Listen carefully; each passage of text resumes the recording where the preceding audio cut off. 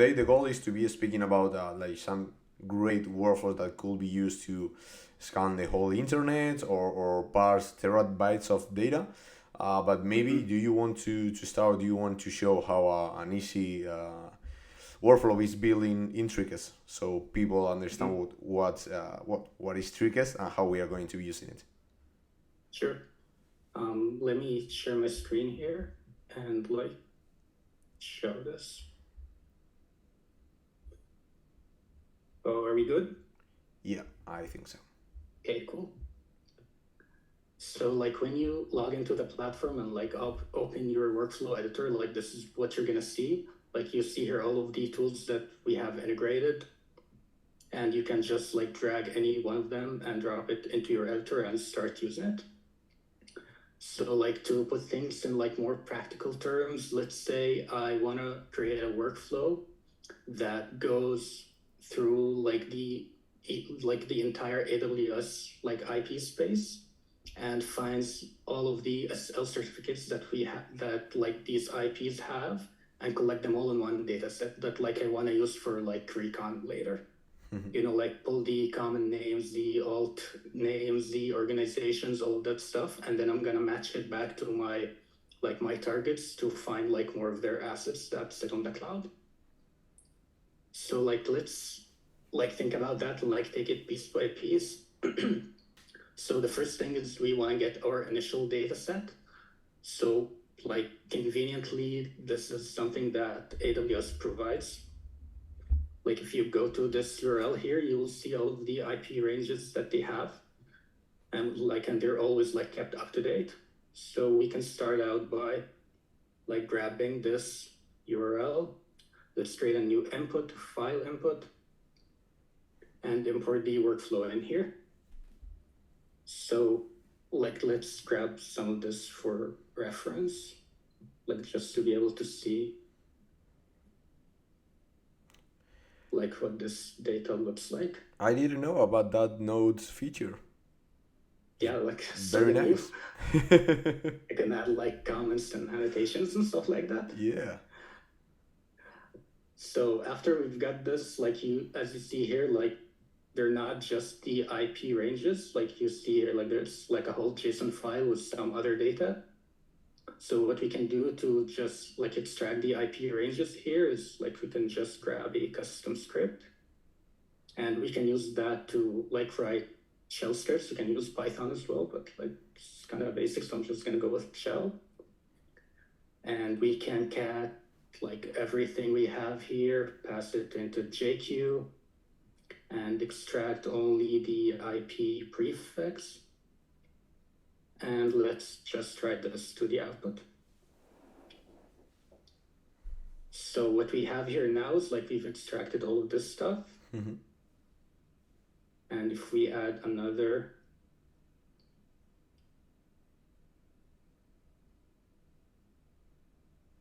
like we have like a bunch of them in this node here. Like let's try it like to be a little more civil, like name our nodes. So like we can call this like extract IP ranges. So what we're looking to do now is like we want some tool that will go to all of these IP ranges and extract the SL certificates for us. Maybe one option is just use HTTPX. You can like drop it here, connect it to the output of this node, and collect TLS certificates using the TLS grab parameter.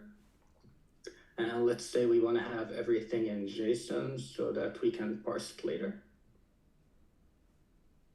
And in the end, we can like have another sort of script here that can go here and like parse the output of HTTPX in the same way we did here. So like, and we're done basically. Like you asked like how long it will take to build a workflow, like it's a workflow. But like it's not really that ideal. So if we like wanna optimize it for scale, we like have to like think more about what we want to get out of this workflow. So like in terms of like high level principles that I think about while trying to optimize a workflow, I usually go for three things. Like first of all, like you want to look at the initial data you start with and figure out if you can like filter any of this stuff, like so that you can give the workflow like less work to do basically. So if we go back into the IP ranges here, you can see that like they're not just EC2 machines. Like these are the ones you're interested in because you can have like your own TLS certificate here.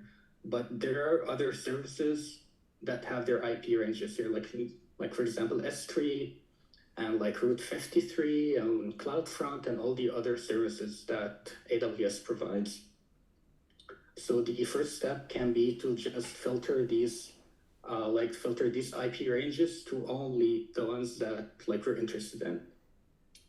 So what we can do here is that we can select only the ones where the service equals to EC2 and only extract these IP prefixes.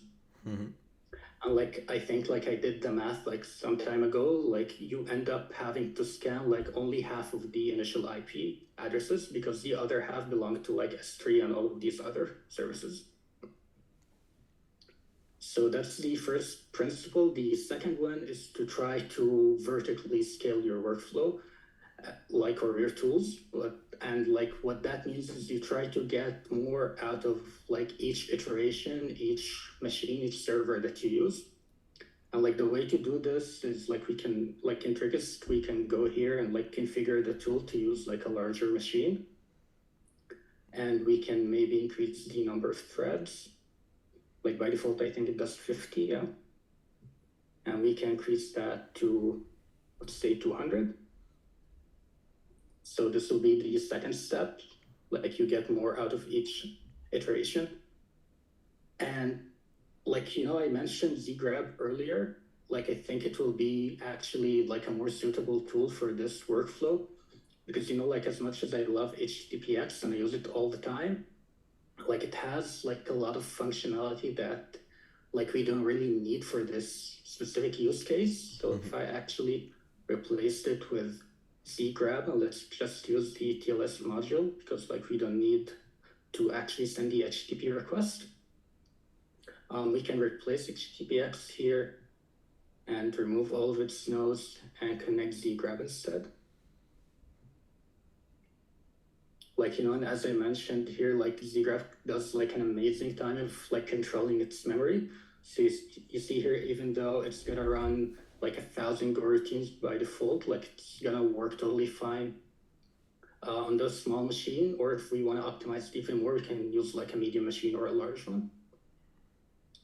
So like, and that's like the vertical scaling or like vertical optimization step is the one where like there's a lot of different ways to do it. Like maybe you can play with the timeouts, you can play with like you can have the tool itself like manage its connections better. But like the way to actually get like the actual like improvement is through horizontal scaling. And what that means is you go and you run like a bunch of parallel instances, a bunch of parallel machines, and have each one of them process like maybe one or two of these IP ranges. And the way to do this is we go into splitters and we grab this little node here. So you can disconnect this and connect it here instead. Like, and you see like this little icon here, like it means that there are multiple instances that will run of this tool. And now if we try to run it, like you see here, like we can add as many machines as we want, and like all of them will be used to run like parallel instances of zgrab. Whereas if we remove the splitter and connected this like directly here, like you can only use one machine like of each type, because like all of the steps here have to go like sequentially. So let's add the splitter back. Can I ask you something about the parallel execution? Will if you indicate, for example, 100 medium machines, are all these 100 medium machines launched at the same time at the beginning, or they are only launched when they are needed, and once they are no longer needed, they are just turned off? Mm-hmm. So like they're launched as long as there is a workflow that uses them, and like once it's done, then they all like turn off automatically. Okay. Mhm. So like what will happen here is like I really love like this annotation stuff. Like let me use it once more here. So instead of having everything in like one big blob of data, like we can have like multiple ones here. So this is basically what the file splitter does. Like you take this one, like instead of having to pass this like huge thing like through zgrab, like you pass them one by one to like all of the parallel instances. So like that's, which is like pretty cool so far, like, and that's like gonna be a pretty big optimizations, but like the cherry on top that you can add, like you can add map CIDR by project discovery to before you pass the IP ranges to the splitter. And like what we can use it for basically is if you take a closer look at the IP ranges we have here, like you see like they're not all like the same size, like the same number of IPs.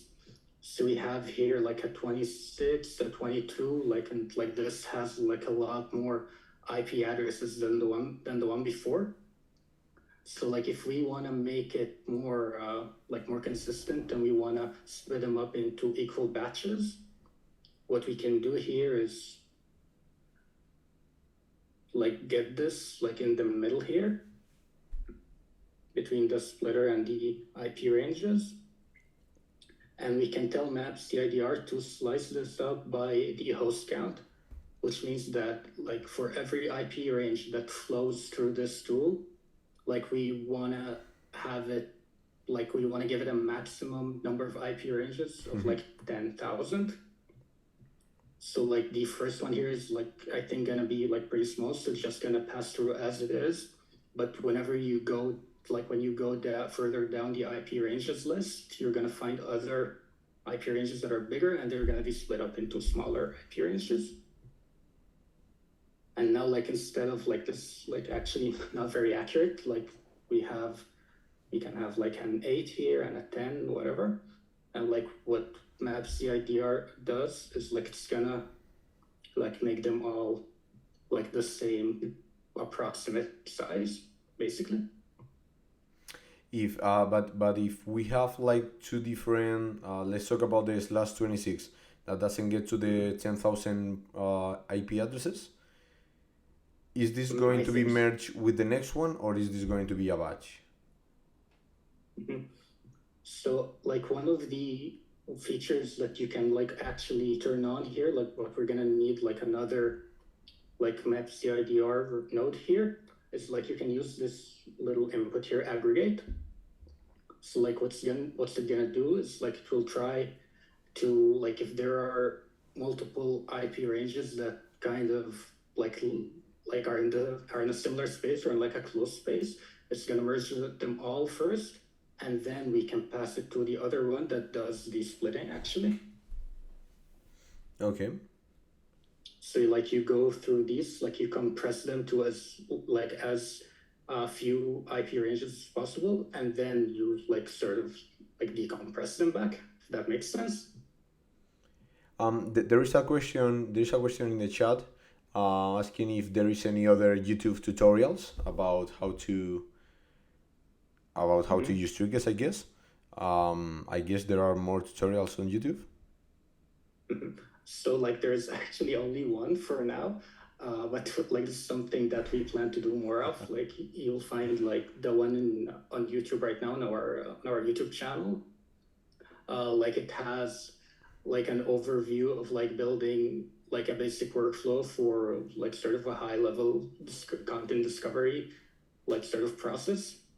And like I explained the like what happens with it and like how you can organize your workflows and how you can like grab stuff from the lab. Like so it's like one tutorial, but it's like pretty extensive. Okay, well, at least there is a tutorial in YouTube. Yeah. So yeah, and that's basically it. So like the three steps again is like you go and you filter any sort of like initial data that you don't need, and then you try to use like a splitter or like any sort of like horizontal scaling method to like run as many parallel machines as possible, as many parallel jobs. And you try to optimize the tools that you use, like use the right tool for the job, like don't use a tool that like maybe does too much for the purpose that you want to get out of it, and like play with with its configuration, play with its inputs to try to get it to perform as well as possible. Mm-hmm. Is there any limit in the number of nodes that you can run in parallel? Like, I guess clients you will put a limit, but is any real limit you have tried? Like, have you tried spawning 1,000 nodes to do something? So like there isn't any like hard limits, like just limited by like how many machines you have available like for you and your fleet. Yeah. But like I've tried to like run, like I think the highest I've gone is like 200 machines, and like it worked like perfectly. Like, but we can try to like push this harder. Like we do this like while testing the engine, like which like happened very recently. Mm-hmm. So like there was one test case I think with 500 machines that also worked. But like, realistically for most workflows, like you're not really gonna need that much. So for the workflow that we built here, like we have that actually built and scheduled to run and push the results to GitHub. Like you'll find it on Trickest/Cloud. And I have it running on like 10 small machines and it works flawlessly. So yeah. Okay. Awesome. Is this you see in AWS underneath? Mm-hmm. Okay. I don't know. Do you want to run this workflow to show how it looks like when you run a workflow, or? Sure. So let me like make the layout here like better.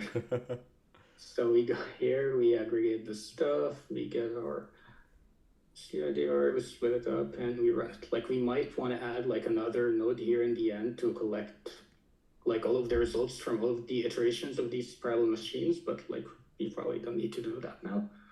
So like let's go and maybe give this 10 and execute it.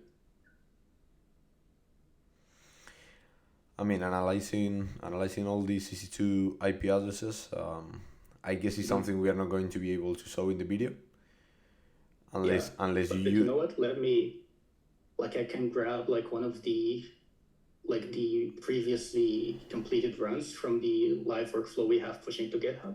Okay. To like give you an idea of what the outputs look like. So I have it right here. Like it works in sort of a similar way. We have like our same sort of map CIDR and zgrab, and we have like the node that collects everything and pushes them. Mm-hmm. So you see here what map CIDR does. It's like it goes through the IP ranges and like outputs them with a maximum of 10,000. Like that's 100,000 like IPs per range, and then we split them up. Like you see here, we have like hundreds of them, and like you can see here in the iteration number, like we have ended up with like 1,459 iterations for the 1,459 IP ranges that we got out here, and each one of them got like its own instance.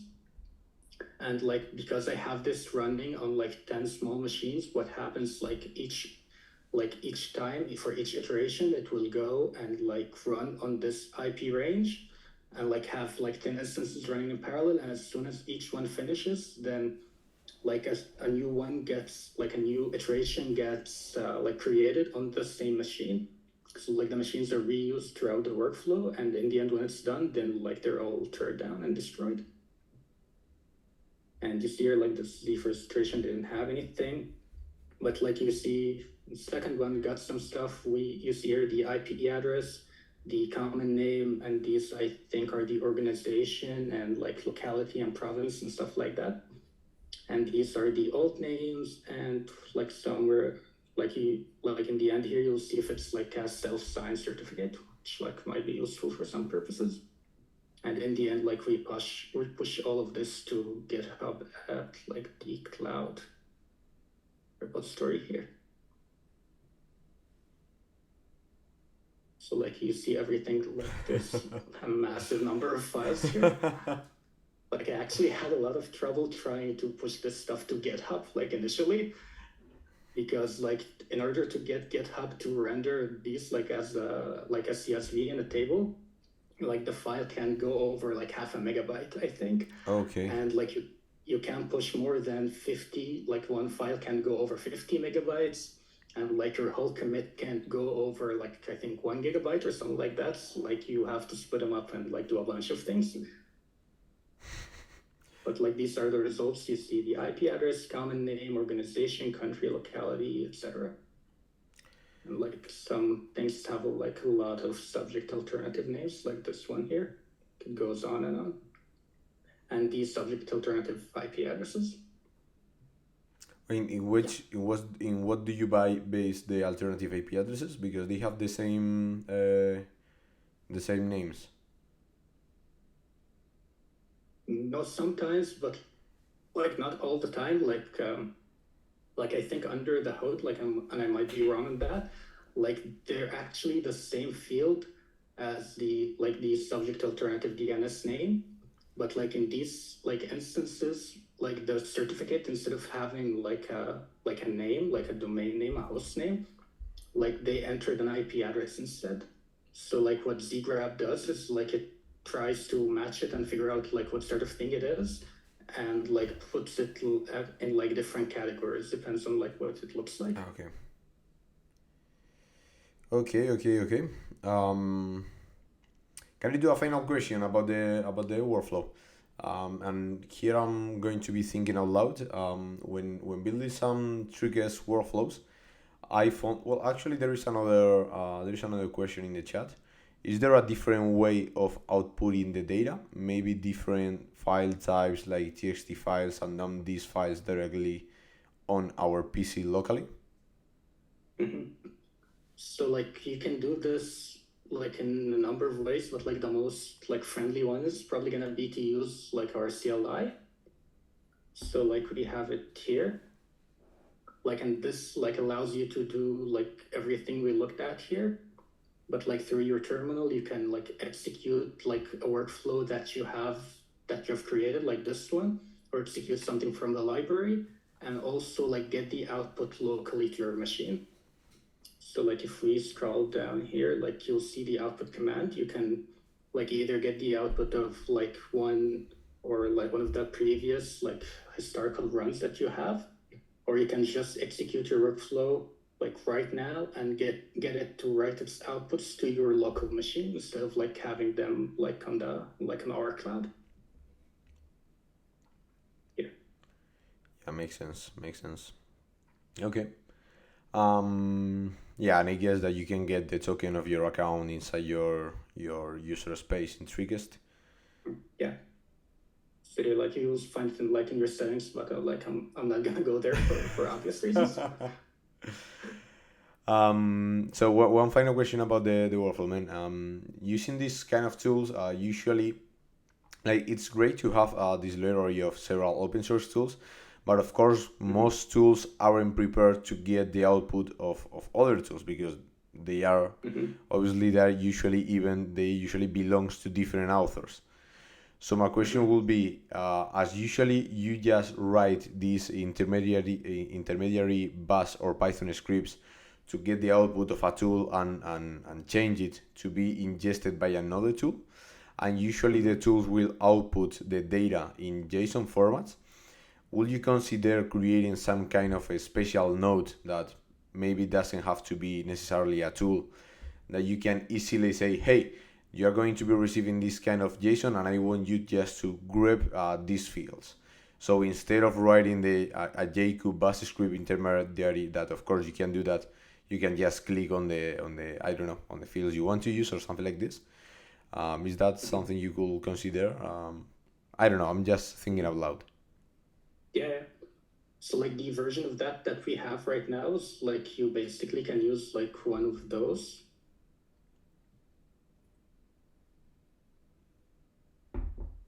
So like these like both of these nodes like allow you to like do like write your own script. Like this one does Bash and this one does Python.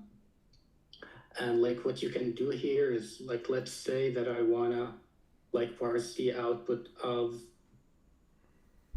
zgrab here.